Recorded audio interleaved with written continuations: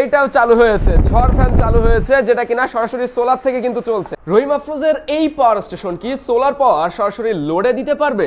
বাজারে ব্লু ইথি আছে, ইকোফ্লো আছে, যেগুলো নন হাইব্রিড, মানে সোলার দিয়ে শুধুমাত্র ব্যাটারিকে চার্জ করে। বাট রহিম আফরোজের এই ধরনের পাওয়ার স্টেশন নাকি হাইব্রিড সোলার সিস্টেমে কাজ করে, তার মানে সোলার পাওয়ারটাকে লোডেও দিতে পারে। আজকে আমরা এই পরীক্ষাটি করতে চলেছি। পাওয়ার স্টেশনটিতে সোলার কানেক্ট করব এবং ব্যাটারি সাইডটা বন্ধ করে দিয়ে শুধুমাত্র সোলার দিয়ে ব্লু ইথিকে চার্জ করব। ছোট একটা টেবিল ফ্যান রেখেছি, এটাও চালিয়ে দেখব।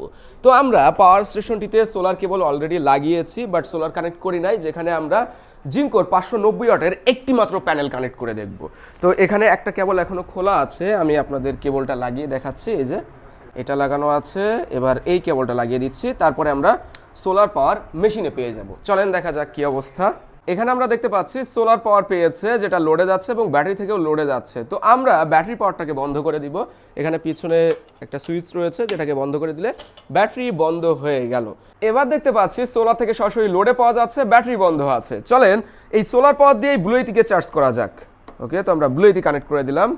এই মুহূর্তে ব্লু ইথিতে এসি ইনপুট হচ্ছে, হ্যাঁ 300 ওয়াট প্লাস এসি ইনপুট হচ্ছে। চলেন দেখি আমরা সোলার থেকে কত পাওয়ার পাচ্ছি।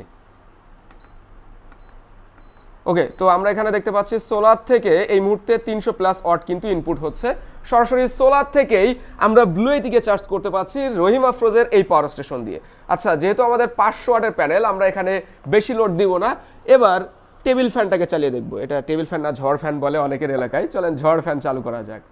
হ্যাঁ, এইটাও চালু হয়েছে, ঝড় ফ্যান চালু হয়েছে, যেটা কিনা সরাসরি সোলার থেকে কিন্তু চলছে। আমরা একটু লোডটা দেখাই। ছোট ফ্যান হলেও এটা কিন্তু প্রায় 140-50 ওয়াটের কাছাকাছি লোড নিচ্ছে। আর এই সব কিছুই আমরা চালালাম সরাসরি সোলার থেকে। হ্যাঁ, রহিম আফরোজের এই পাওয়ার স্টেশনটিতে ট্রু হাইব্রিড ইনভার্টার রয়েছে, যে কারণে সোলার থেকে লোড এসে পাওয়ার দিতে পারছে।